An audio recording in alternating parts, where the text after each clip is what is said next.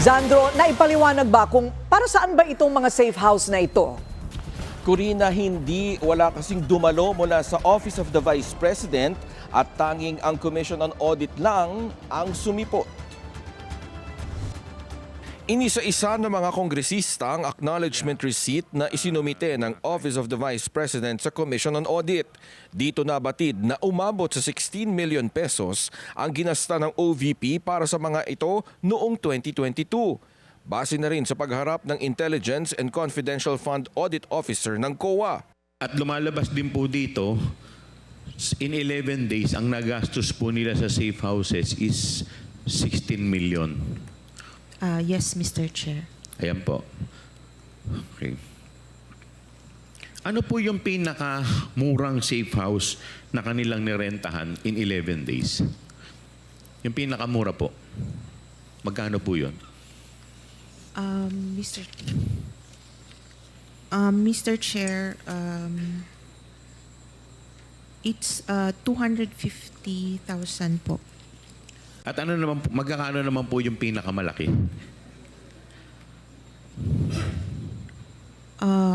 Mr. Chair, meron pong 1 million po, Mr. Chair.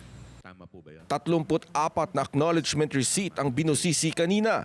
Ibig sabihin 34 na individual at posibleng 34 na safe house din ang binayaran. Hindi tuloy maiwasang tanungin kung ano ang amenities ng naturang mga safe house. May pakikita po ako sa inyong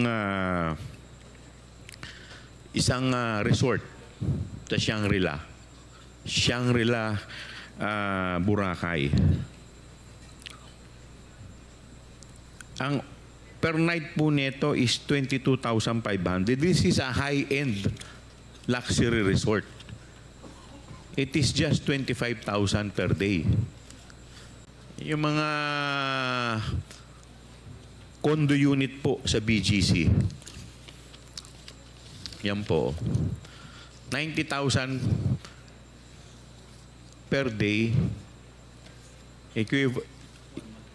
90,000 per month sa BGC Taguig po. Ganyan po ba ang itsura nung rest house na narenta? Wala pong information. Wala po kaming information on the anong wala. klase pong safe house. Kaya takang-taka ang mga kongresista kaugnay dito.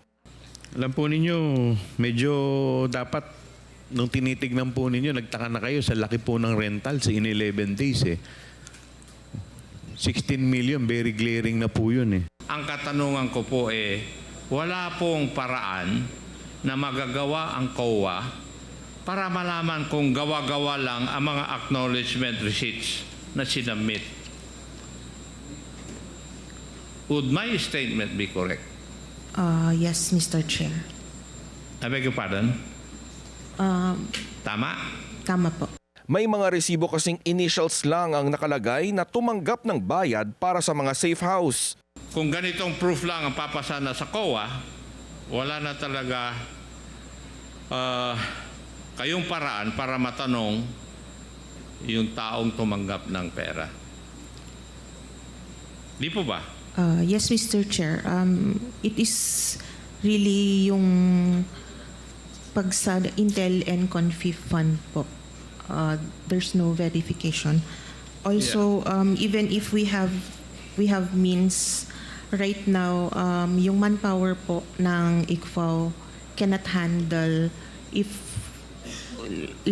alone itong si OVP, we cannot verify all those people.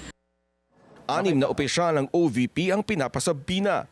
Hindi pa rin kasi sila sumipot sa pagdinig ngayong araw matapos mapadalhan ng show cause order noong nakaraang pagdinig. Nauwi naman sa sagutan sa pagitan ni Surigao del Sur Representative Johnny Pimentel at dating DepEd Yusek Epimaco Densing na magkalaban para sa pagkagobernador sa Surigao del Sur. Pinaratangan kasi ni Pimentel na humihingi ng komisyon si Densing kapalit ng pagtatayo ng school building sa mga nasasakupan ng mga kongresista. asking for commission. And that's the very reason I'm process-oriented. Sasabihin mo, Mr. Chair, Process-oriented po ako, ang Mr. mga Chair. congressmen, gusto mo mag-executive session tayo, ipapakita ko sa iyo mga congressmen Sige, wala akong, na hiningan wala akong mo. nakausap. Yung sa Manila nyo, You I are was lying. never with You are lying, Architect Mr. Texon. Order, I please. can cite you for 1 minute. Mr. Chair. Suspension is Mr. Chair. declared by the chair. Corina, binusisi rin ang issue ng Youth Leadership Summit ng DepEd sa ilalim ng pamumuno ni VP Sara dahil yan sa mga questionableng documentation at liquidation report. Corina. Sandro, si Yusek Gloria Mercado nung nakaraang pagdinig, nagbalik ng mga envelope, hindi ba, na pinaglagyan daw ng nasa 450,000 pesos kada isang envelope para sa hindi malinaw na dahilan o kung para saan yun, basta't galing daw kay VP Sara. Muli ba siyang humarap ngayon? Alam mo, Corina, hindi siya humarap ngayong pagdinig. Pero may isa pang nagko-corroborate doon sa kanyang mga sinabi. Ito ay si Attorney Resty Osias, ang Director 4 at Chairperson ng Bids and Awards Committee ng DepEd, na nakatanggap din daw siya ng 4 na sobre at hindi rin niya alam kung para saan ito. Corina. Pero kanyang isiniwalat o pinatotohanan na ito'y galing daw kay VP Sara.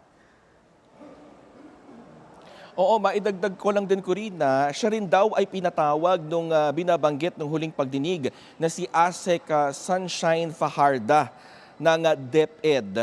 At binabanggit nga rin niya na yun yung nagpatawag sa kanya at doon din niya natanggap yung sobre. Kung kaya't kanina, dahil hindi pa rin nga dumadalo itong si ASEC Fajarda, ay pinasasabpina na rin siya ng komite at kagaya nung 6 na opisyal ng OVP ay may lookout order na rin na nire-request ang komite mula sa Bureau of Immigration at Department of Justice. Corina. Okay, maraming salamat Sandro Ochoa, live nag-uulat mula sa Batasang Pambansa.